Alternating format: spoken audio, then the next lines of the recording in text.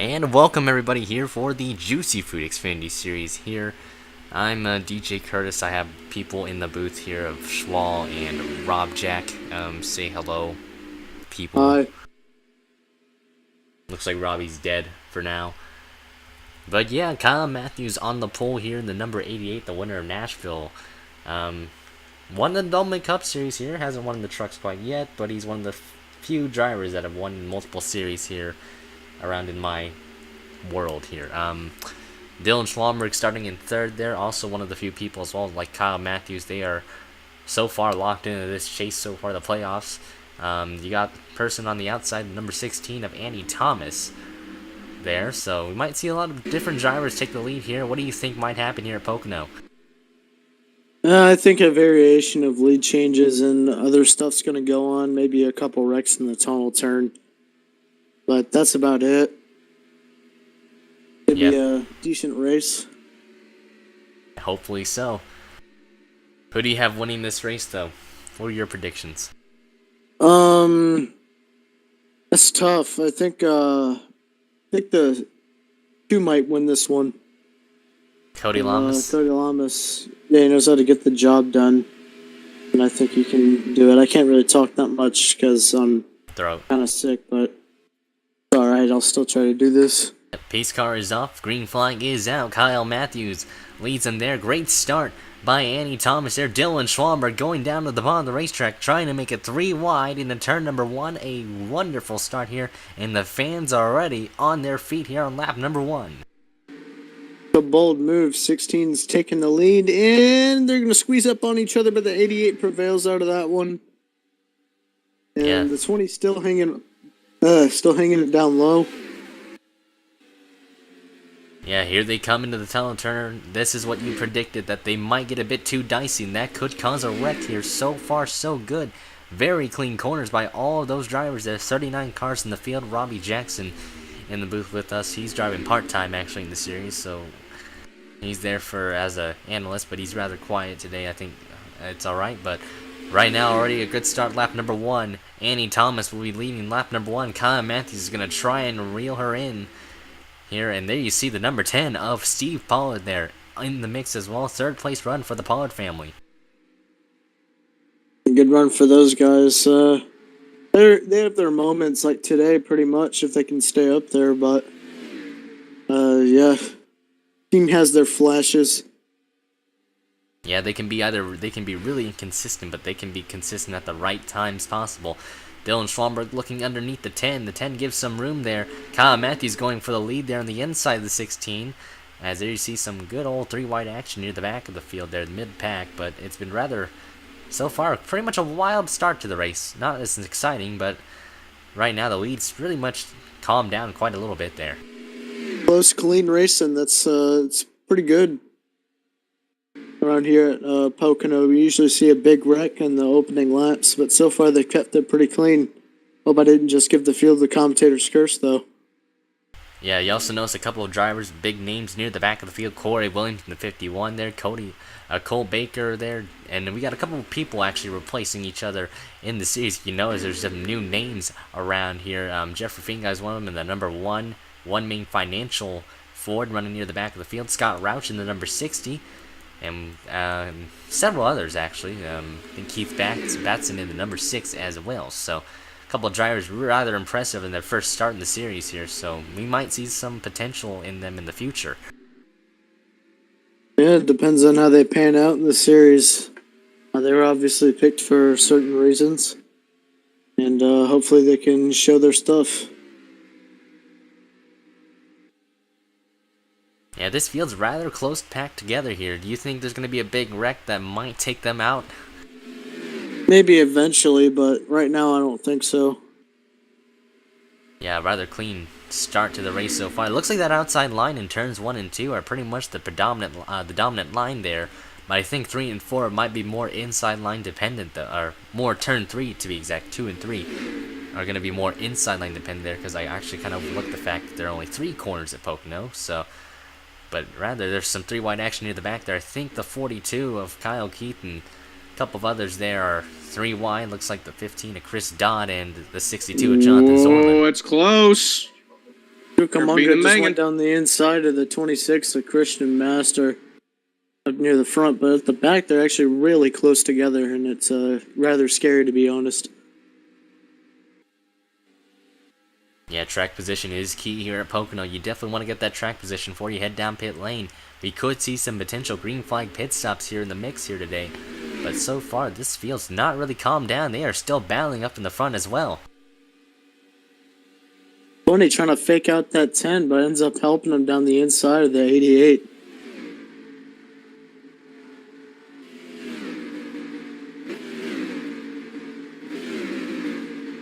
But yeah, I think the middle line's the best lane today because these guys, they can't seem to work the high or the low side, but whenever they get in that middle groove, they just seem to shoot straight forward. So I think that lane's got the most grip. That is an interesting observation there. Yeah, that's going to be hard to determine which lane's the best lane for them, but depends on their driving preference. But yeah, like you said, I think that middle lane might be the best lane there for a couple of these drivers here. If you just watch mainly at the front of the pack, these guys don't know whether to go high or low, so they just pick the middle and stick with it, and they ended up finding the most grip there. You just watch a couple of them in the tunnel corner, they'll get a little bit up the groove and get more grip than the guy on the inside. 3 in the 88 about made contact, exited that tunnel turn there. Cucamonga and Matthews getting a little bit close there. And look at the top two, though. They've actually closed in on each other. They're actually running together. They're kind of tandeming down that straightaway, even though they're about a car length or so apart. But even so, they are closing in on each other. They are really pretty much in a blanket as Rancho Cucamonga is in third there, running quietly inside that top 5 for the RCR gang. As you see, Luis Hernandez has found his way up into the kind of upper half of the top 10, or lower half of the top 10, excuse me. He's been putting some good runs into that 55 car. Rancho just took the second spot away there. Yeah, Rancho, he's really good in this Xfinity series. Too bad it doesn't translate as well to Cup. You can see some of his flashes, but yeah. Cucamonga, a quick guy in Xfinity cars, as you can see here. He's running down the leader. Yeah, RCR announced that they would put Rancho down in the Xfinity Series and the Truck Series there. And he's shown, he had some flashes in Cup. He actually got a Cup win at Homestead. But I think for the greater good, maybe Rancho wanted to see maybe some more potential maybe in the lower series before moving back up again. So Rancho Cucamonga still has a bright future with the RCR. He's just currently just in the Xfinity Series at the moment. As there you see, look at the 4-car of Josh Zakuli. He's using that outside line. Look at the run he got in the back straightaway there. Whoo, doggy. Yeah, I guess Rancho just wants to go down here and win a championship trophy to boost the old ego up a little bit and then go back to Cup and see what he can do. And here he goes for the lead.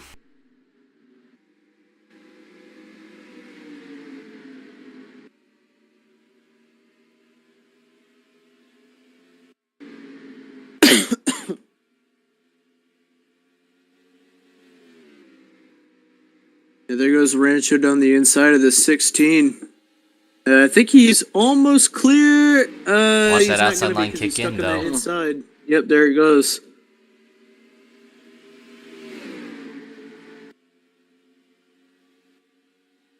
You look at how many drivers use multiple grooves on the racetrack to see which line could be their best lane here. And that's how they can pass some drivers here. Rancho's still really strong here. Still got the momentum on the 16. Whoa! Think about contact in the back. They got it together. Good observation there. The 89, the 2, and the 90. Yep. Who's that? Pollard, Lamas, and somebody else. It's And that Randy 90 car Vanderpoop in of, the 90.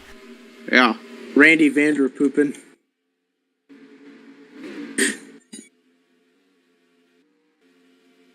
He's a Dutch driver, they say. Yeah, he's from that Formula One series that everyone knows about. Yeah. Yeah, nobody does at the same time. Oh, at 70 checked up quite a bit. James Qualls on that inside. Slid up a little bit.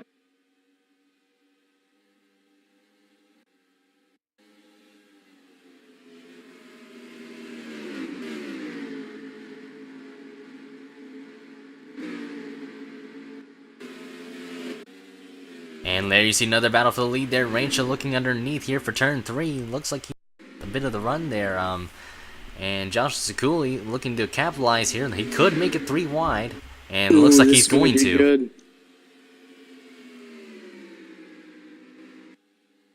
Rancho set his fastest lap a couple laps ago, so he's really trying to fight hard for this lead. And he's got it. It's the fastest lap.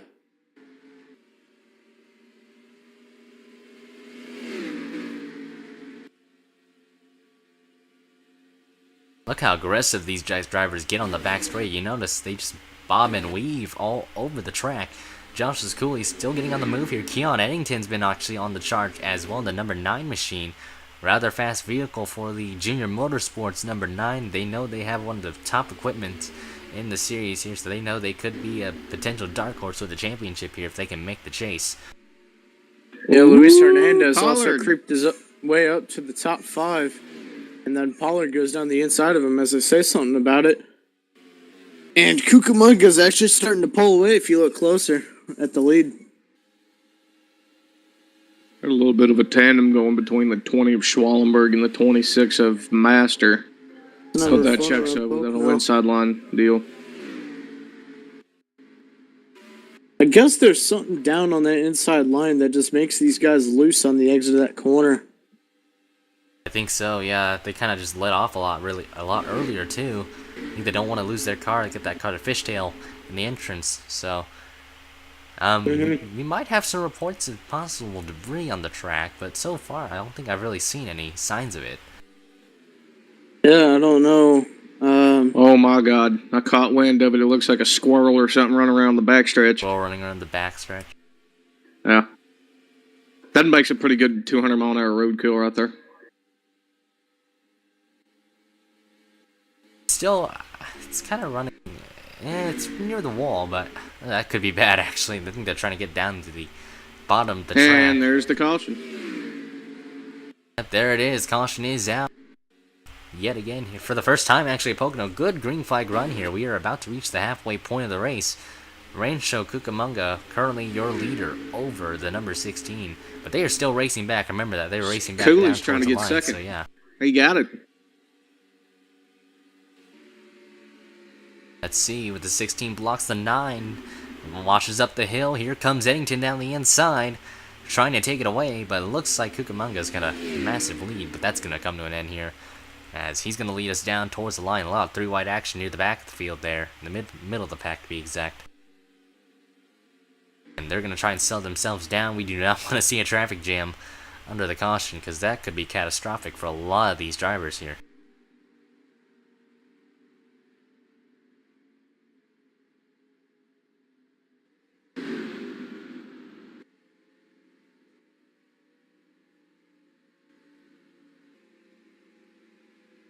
Rather, it's been the Rancho Cucamonga show here today at Pocono. The guy named after a Californian city. He's doing a fantastic job for RCR today. He's currently your race leader. Do you think he can hold on to Josh Sekuli and the rest of the field here, or do you think pit stops, if we have some, could play a role here? I think he could possibly keep it in that lead, but like you said, if they do pit, then it's going to be tough. Yeah, we're going to have to see where pit stops might end up. Looks like I think they may have to take a tire stop here. A couple of drivers have been struggling throughout the whole race today. Charles Sanford in the number 8 for TriStar hasn't had the best of runs here, but then again, you have to remember it's TriStar equipment. But you look at the 10 of Steve Pollard, he's outperforming in that 10 car. Lots of drivers are really outperforming the equipment they're in, so here they come down pit lane. Let's see what they're going to happen. People are going to take 4 tires maybe. Looks like maybe 2 or even none, as well as some gas. We're going to have to wait and see here.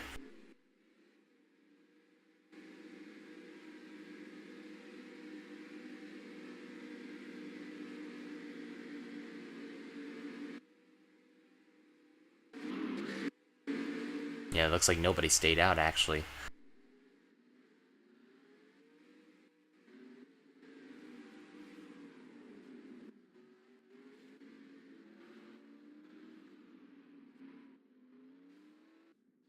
And it looks like it's going to be a 4-tire stop for the number 3 there. of Rancho Cucamonga. They're probably going to take some gas as well. Here they come out of pit lane. Randy Vanderpoepen with a great stop there. Looks like the number 19 of Robert Pollard had a good stop as well. And Rancho Cucamonga will cycle at third. It's a race out of pit lane. Definitely some pit stops there. I wonder if they took 2 tires. Unless they took 4, then they had a fantastic stop there.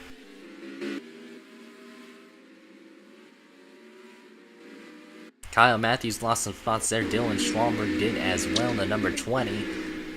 A lot of drivers lost some positions, but a couple of them were actually used this as a benefit here. That 90 didn't take any tires on his pit stop. They didn't take any tires? They're on old tires then. Wow. The 19 as well. I'm assuming the 19 didn't take any tires either. Interesting strategy.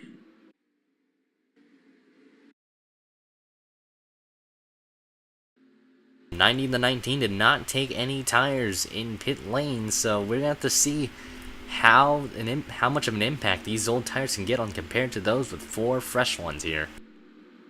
So it looks like, yeah, Rancho Cucamonga definitely the first one out of pit lane with 4 tires. So those top two cars could be sitting ducks unless they can hold them off. I don't know. This track's got a brand new surface on it by the looks of it, and plenty of that's grip. usually good with tire wear. Yeah, and we get high grip as well. Yeah, you get high grip with the repaves and such, so that could play a role here, but I'm not quite sure. I think tires are just important here at this track because it is a very tire usage track. It's high on tire usage to be exact. The wording's not the best right now, but I think those old tires aren't going to last too long. But if they can hold them off, then it's going to be a miracle.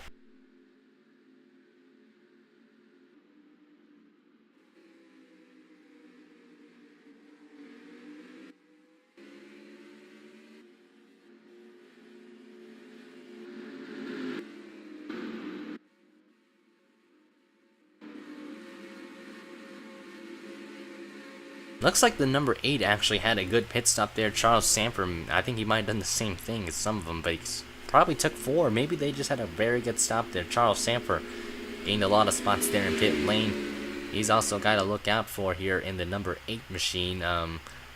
He's been kind of quiet throughout most of the race. He's quiet in the Cup Series as well. He's actually one of those guys that are like also just as scary consistent as some of the other ones that are just as successful. Want to mention, like I said, a couple of new replacement drivers here. Scott Roush running the 11th spot right now, doing a good job for the 60 team here today. So they're trying to get that car possibly in victory lane, but they're not running in the best positions right now.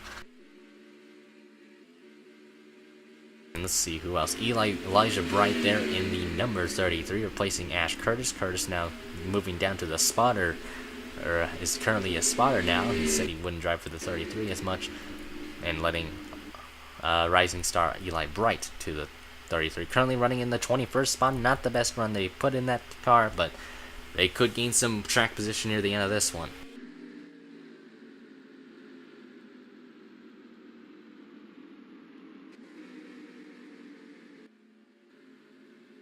I think the top 2 are coming down.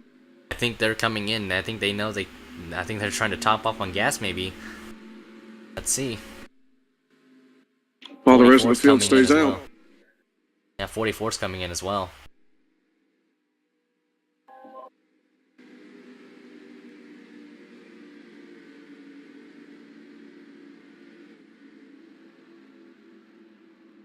Maybe they want to get a bonus point or so. Let's see. I think they topped off on gas there. I think that's what they did, unless something wrong happened.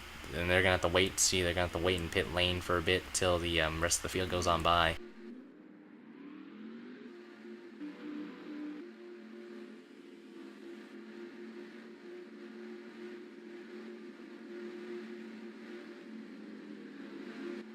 The 44 took some tires though. I think they took the right side tires actually on the 44 there. So they just wanted to check the lug nuts, So like they were. Be sure about those lug nuts on these pit stops. That puts Rancho Cucamonga back to the lead here. It's been a rather for the leaders. It's been quite exciting actually. They've actually had an interesting battle for the leads. Just hasn't been exciting to watch here, unless you're the driver themselves. But it's been a rather good race for Rancho Cucamonga. You have Keon Eddington in the 2nd spot. Josh Sekuli in third, Annie Thomas fourth, and Luis Hernandez in the fifth position. Talk about a good run for that team. They needed a run like this. Then you got Steve Pollard in the sixth position there. Charles Sanford seventh, Scott Roush eighth, James Qualls in ninth, and put that 88 car of Kyle Matthews in the top 10 there.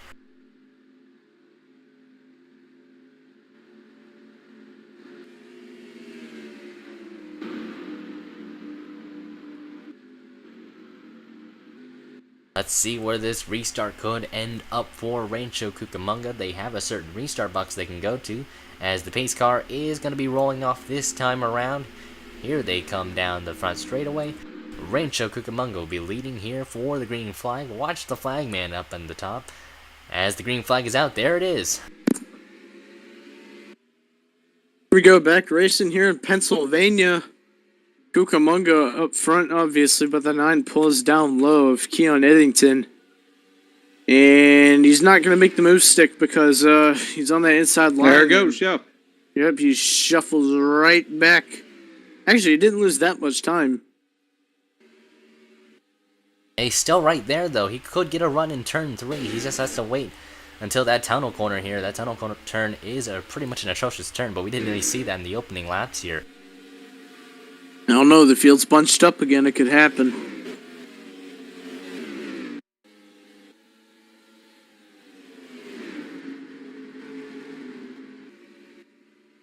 Ooh, you see a lot of cars washing up the track there in turn 3. Sanford coming down pit lane. There you see the 8 car coming in. Looks like they might have had a penalty on the restart, maybe. That could have been the possibility there. Either that or they're trying to play some cute pit strategy. I think the 90 just came down again. I think something, they had a loose wheel on the 90 there. Vander Poopin and Sanford. Vibration.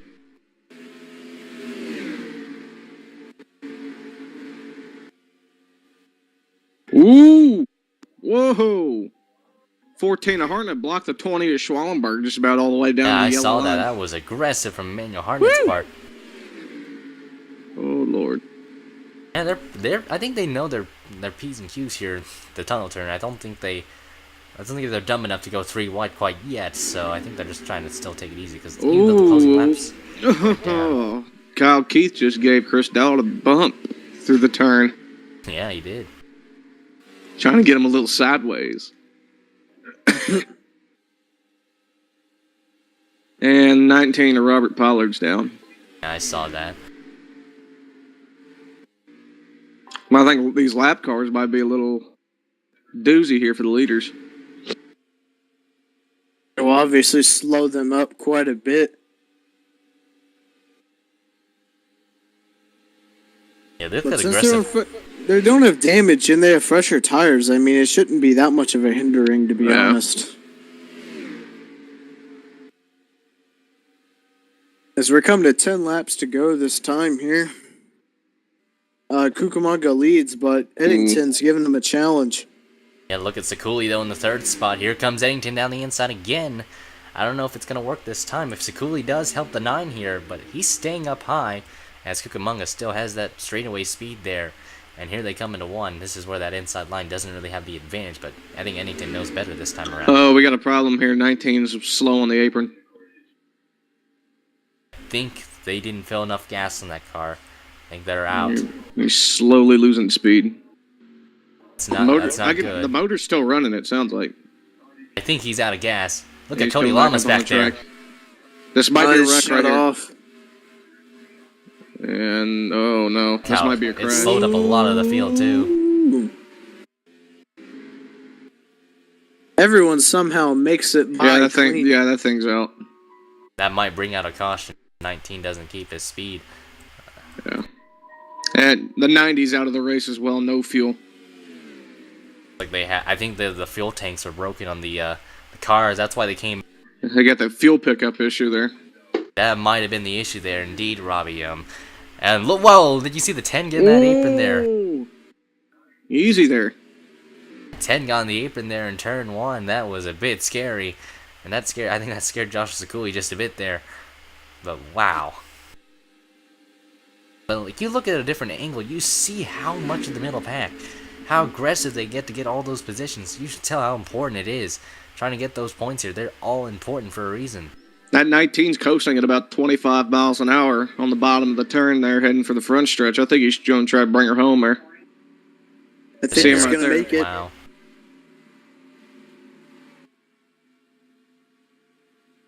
He's probably going to make it there. I don't know. They're really slow.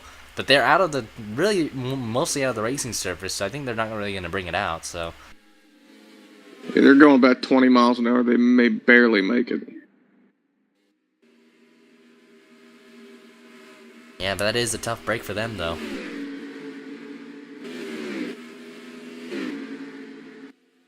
Yeah, he's going to get it onto pit road without incident, it looks like. Cody Lamas diving in the corner there, and Nick Dylan Schwallenberg for position there. He gets around him there. Great move by him. For second. I think there's something wrong with that 20. He's just been slipping back. Look at the battle for the lead here. Keon Eddington down the inside of Cucamonga there. The battle for second is on. Hernandez sits in that 5th spot in the catbird seat to get 2 spots at once, possibly. But it looks like Cucamonga holds on from the lead here, but Keon Eddington just very strong on that inside 19's made it to his pit. He gets a run on the inside in the worst possible area on the racetrack coming out of turn 3, because that's that's turn 1's inside, and that's not where you want to be. 19's in pit lane, so I think they're gonna he's done. Yeah, that 20 car, there's something wrong with it. He's just falling off the pace. He's pretty much at 19's at a stop on pit road. He's just sitting in pit lane. He's backing it up, it looks like. I think he's trying to put it into the garage. Oh, there it goes. He got towed. Yeah. Excuse you. Bless you. That's what happens when you have to drink Canada Dry, because your throat is literally the Sahara Desert. Yep. At least the popcorn kernel didn't go in your orange juice like mine. How the hell were you eating popcorn and orange juice? We're a poor white family in Kentucky. What do you expect? Well, you're not in Kentucky. You're in Pennsylvania anyways. Sky does wonders. Whoa! 14 and 60. Do you guys, see that big chunk of debris on the inside of the front stretch? See it. Look. 19 and there it is. It's out. No, apparently it's another yellow. I think it might have been some part, maybe a brake rotor. Maybe it might have. I think something fell off that 19. Something fell off. That's a saving grace for Charles Sanford, though. He's gonna be able to get back on the tail end actually this time around. So this is good for him. This is probably the worst possible situation for Rancho Cucamonga. So far, we've had no accidents in the race, and that's been a rather clean race. So these Xfinity cars can go home in one piece, except for those with the mechanical issues. They're going to have to get some repairs behind that. But rather clean race here at Pocono. Probably not one of the best ones, obviously, but Rancho Cucamonga just setting a dominating pace over the field here today. He's obliterated them. Mm-hmm.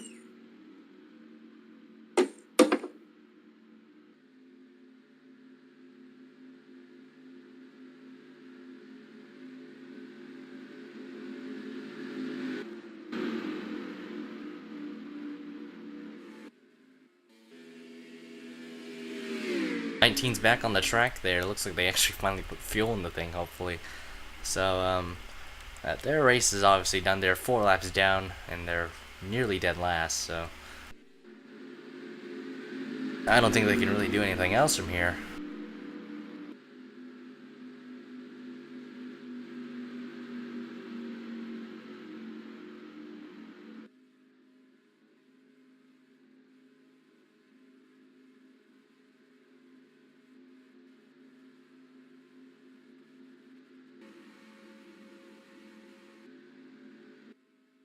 I think Rancho Cucamonga, though, in my opinion, I think he might win this race, though. The pace he's at, he's been unbeatable. Nobody's really passed him. Eddington's been able to challenge, but just can't quite wrap the move up. But we're going to have to wait and see once the caution lights come out after this lap. This could be quite a restart here to watch, because these drivers are going to get aggressive here. They know time is running out, and the playoff spot, a chase spot, is on the line here today at Pocono. This is important here. We are only a few rounds into the Xfinity Series, but even so, this is important. You need to get in that. You need to get that W as soon as possible.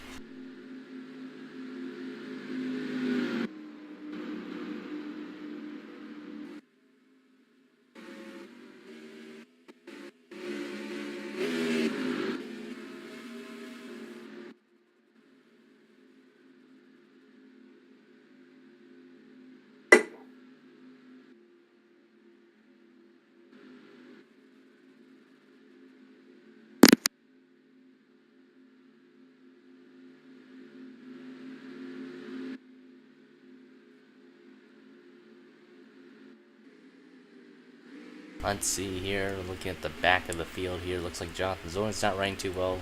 Jeffrey Finguy making his debut hasn't been running too well. He's kind of mid-pack in this whole race. Steam Hall the third's up there.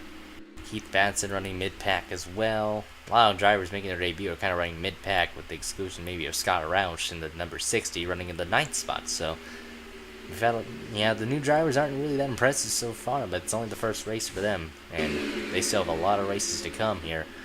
But it's Rancho Cucamonga leading the field here. The pace car lights are still on. It looks like nobody's going to pit this time around, unless you're maybe in the back. You could take some good old tires, but I don't think that might be the case here. Rancho Cucamonga continues to lead here. He's dominated definitely more than half the race so far. So this is going to be quite an interesting battle here near the end. If he gets a bad restart, this is Keon Eddington's chance to win.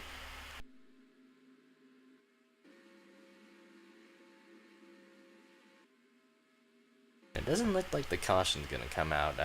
The caution lights could, I don't know. Looks like we might have to wait another lap.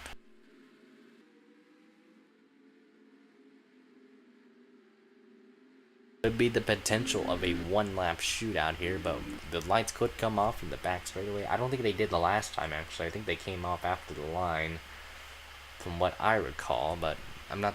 Let's see.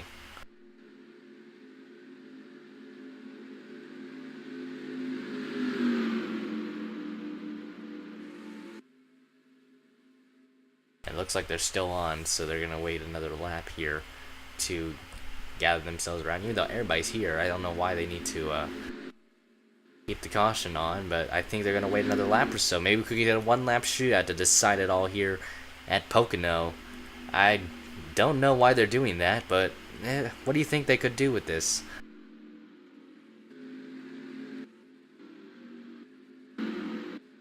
Yeah, I don't really, looks like some difficulties there.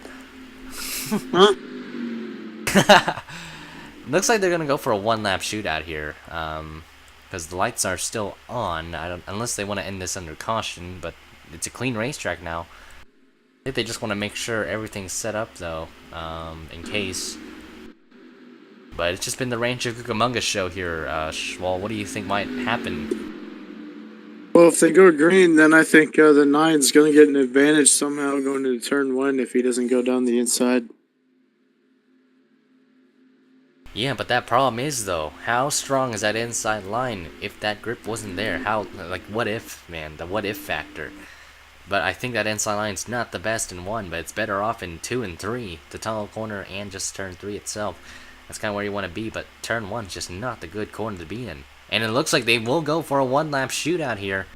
So this is the only shot I think Eddington's got here if he wants to pass for Rancho Cucamonga for the victory here.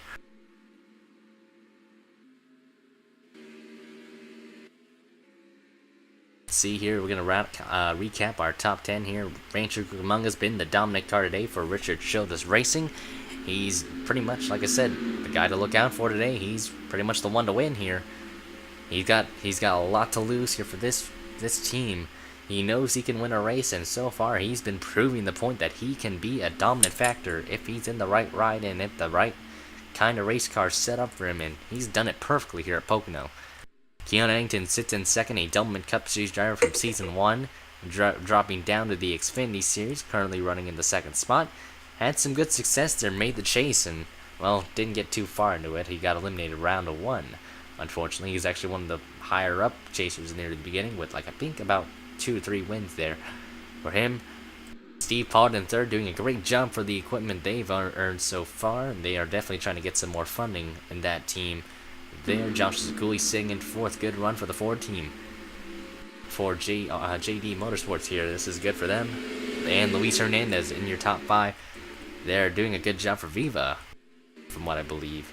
That team is just, they haven't been the best all season, but so far Luis is trying to showcase that they are just as strong as the top teams up there. You got Andy Thomas in 6th for Roush, doing a good job there. Emmanuel Hartnett, our Boston winner, running in the 7th spot. James Qualls in 8th, making his debut, representing the NSRA league there over there. So he's one of the few transfers. Then you got Scott Roush in 9th, and then Christian Master in the top 10.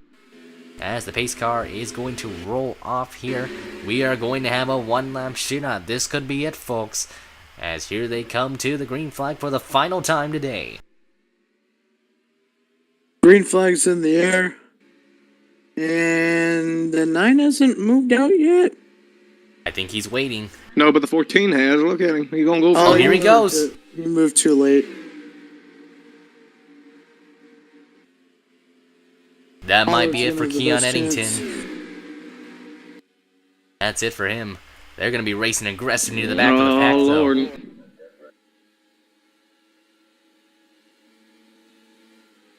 Steve Pollard in 2nd, though, but I think Rancho has a reasonable gap. But look at the 10 car. Great run and the tunnel corner there. Look at how aggressive Steve is going to get here. Here they come into the turn number 3. Can he do it? It's not going to work. I don't think it's going to work. It's going to happen. Rancho took his line away, so It's that got it. We got That's something it. for second. Eddington tried to take his line away, but Cucamonga wins here at Pocono. In a fairly clean race. Yeah, I think it's scary clean to be exact. I thought there'd at least be a wrecking that restart there because they got aggressive on the back straight away. Yeah. But man, that was a clean race so far. That was probably one of the cleaner races of the Xfinity series here today. Great run for Rancho Cucamonga. They win the race today. Well deserved too. They were definitely the class of the field here. Steve Pollard gets a 2nd place position here. Good run for the Pollard family here. Their family's gonna be really happy with that. Eddington tried to make a move in turn 1, just did not work whatsoever there. Gets the 3rd. Zakuli 4th. And look who got 5th, Luis Hernandez again. James Qualls actually gained some spots in that restart. He gets 6 out of that. Yeah, a lot of drivers were hit and miss here this track. And for Rancho Cucamonga, he certainly won the race today. That's going to do it for the weekend here. Hope you guys had a good time watching this. We had a good time commentating it for you, and hope to see you in future races.